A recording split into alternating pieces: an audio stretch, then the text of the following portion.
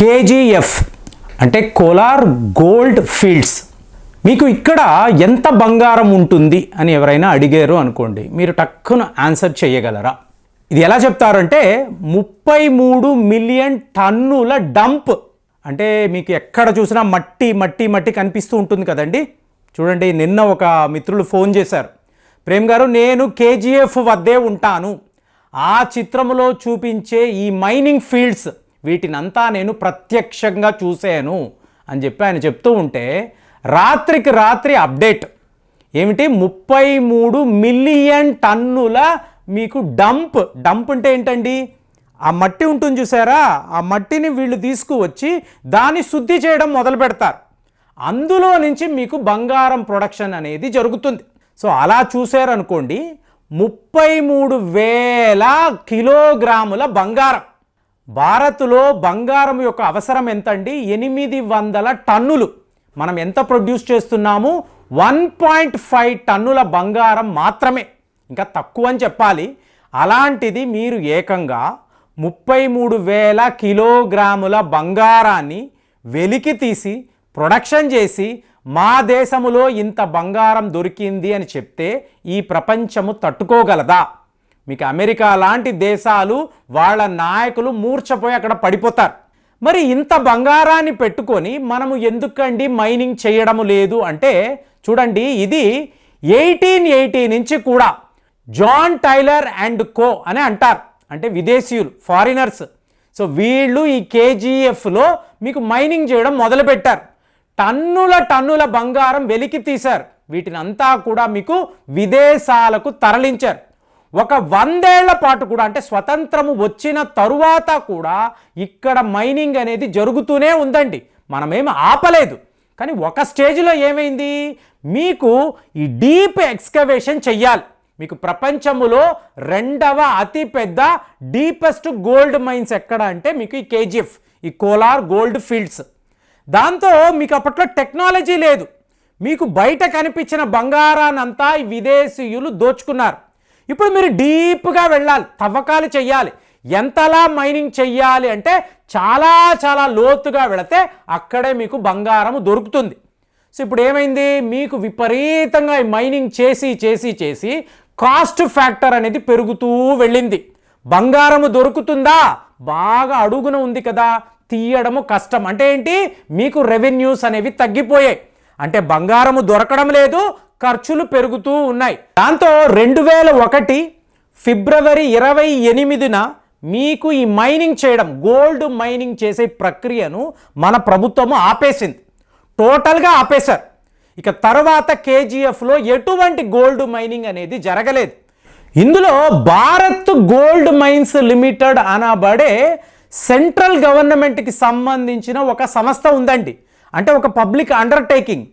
వీళ్లకు చాలా దగ్గర 3,000 ఎకరాల భూములు ఉన్నాయి, లోపల మీకు ఫీల్డ్స్ ఉన్నాయి.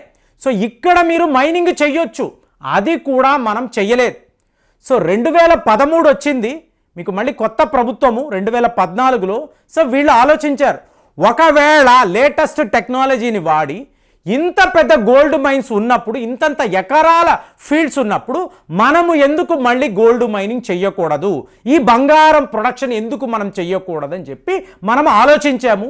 సుప్రీంకోర్టు కూడా ఏం చేసింది, గ్లోబల్ టెండర్ని పిలవండి, మళ్ళీ మొదలు పెట్టండి అని చెప్పి సుప్రీంకోర్టు కూడా పర్మిషన్ ఇచ్చింది. సో 2015లో ఏం చేశాము, డొమెస్టిక్ ప్రొడక్షన్ ఆఫ్ గోల్డ్. ఒకవేళ బంగారము దొరికింది అనుకోండి, మన దేశంలోనే మనము టెండర్లు వేసి కొనుక్కున్న తర్వాత ఇక్కడే మీరు, అంటే ఒక యుఏఈ అనండి, మీకు తక్కిన గల్ఫ్ దేశాల నుంచి మీరు బంగారము తెచ్చుకోక్కర్లేదండి, మన దేశంలోనే ఇంతంత బంగారం దొరుకుతుంది. సో 2015లో ఈ ప్రయత్నాలు అనేది మన సెంట్రల్ గవర్నమెంట్ వాళ్ళు స్టార్ట్ చేశారు. కానీ 2020 వచ్చే నాటికే, అంటే 2020లో మీకు ఆ టైంలో కరోనా. సో కరోనా అయిపోయిన తరువాత మీకు సెంట్రల్ గవర్నమెంట్ లోకల్ గవర్నమెంట్కి చెప్పడము, ప్రస్తుతము ఉండే కర్ణాటక ప్రభుత్వము వాళ్ళ క్యాబినెట్, ఎస్ ఇది బిగినింగ్ నుంచి జరుగుతున్న ప్రక్రియ కదా, సో కేజీఎఫ్ని ఇలా వదిలేయడం ఏమిటి, ఈ 3,000 ఎకరాల్లో ప్రభుత్వానికి సంబంధించిన భూమి. సో ఇక్కడ మనం ఈ గోల్డ్ మైనింగ్ చేద్దాము అని చెప్పి కర్ణాటక ప్రభుత్వము కూడా మీకు సెంట్రల్ గవర్నమెంట్ యొక్క డిసిషన్ని ఓకే అని అనుకోవడంతో ఈ గ్రీన్ సిగ్నల్ రావడంతో ఇవాళ వీళ్ళు ఈ 33,000 కిలోగ్రాముల బంగారం వేట దీనిని మొదలు పెట్టబోతున్నారు. మరి అప్పుడు చెయ్యగలిగారు 1880స్లో మీకు జాన్ టైలర్ అండ్ కో చెయ్యగలిగారు. తర్వాత వీళ్ళు ఎన్నో ప్రయత్నాలు చేసి చాలా తక్కువ బంగారం మాత్రమే ప్రొడ్యూస్ చేయగలిగారు. ఇవాళ మరి అంతంత బంగారం ఉన్నప్పుడు దీనిని వెలికి తీయడానికి మోడర్న్ టెక్నాలజీ ఉందా అంటే ఒక సర్వే చేశారు. ఎస్, ఇక్కడ రేర్ మినరల్స్ అంటే మీకు mines and minerals development and regulation act అంటారండి 1957. దాని ప్రకారము మీరు ఎలాంటి మినరల్స్ ఉన్నాయి దీనిని వెలికి తీయాలంటే మీరు మైనింగ్ చెయ్యాలి, దీనికి ఒక చట్టము ఉంటుంది.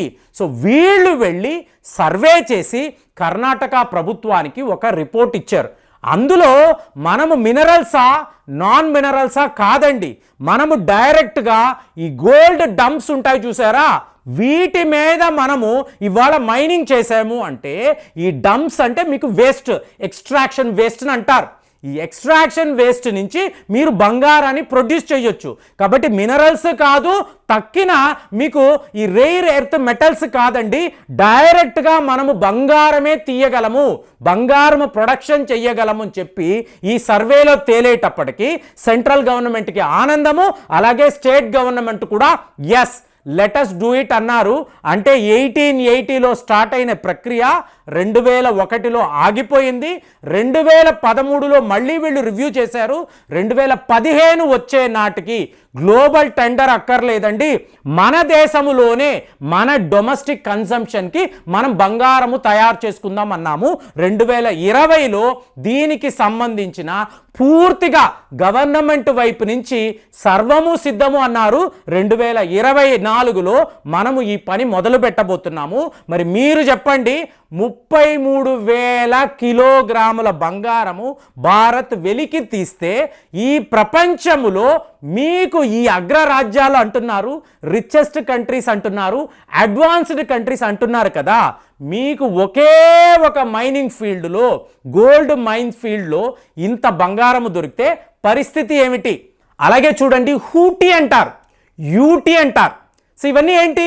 కర్ణాటకలో ఉండే గోల్డ్ మైనింగ్ ఫీల్డ్స్ అండి. సో ఇక్కడ కూడా మీకు బంగారం దొరుకుతుంది. అలాగే జార్ఖండ్లో హీరాబుద్దినేని అంటారు.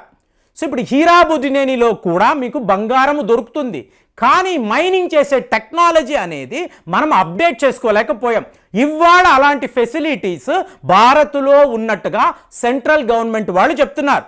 సో ఒక దగ్గరే మీరు 33,000 కిలోగ్రాములు అన్నప్పుడు వీటిని అంతా కూడా మీరు అంటే ఎకరాల కొద్దీ మీరు ఇలా మైనింగ్ చేస్తూ వెళ్ళారనుకోండి, ఈ వేస్ట్ని వెలికి తీశారనుకోండి, భారత్లో దొరికే బంగారము మీరు అంచనా వెయ్యగలరా? ఒక్క కేజీఎఫ్లోనే ఇంత బంగారం అన్నప్పుడు ఇలాగ ఇంకా ఎన్ని ఫీల్డ్స్ ఉంటాయి, ఇంకా ఎంత సర్వే చేయాలి, ఎంత బంగారాన్ని మనం వెలికి తీయాలి? ఆలోచించండి. మీ దగ్గర దీనికి సంబంధించిన ఇన్ఫర్మేషన్ ఉంటే కూడా మీరు కామెంట్స్లో షేర్ చేయొచ్చు. మళ్ళీ వచ్చే వీడియోలో కలుద్దాం. జై హింద్.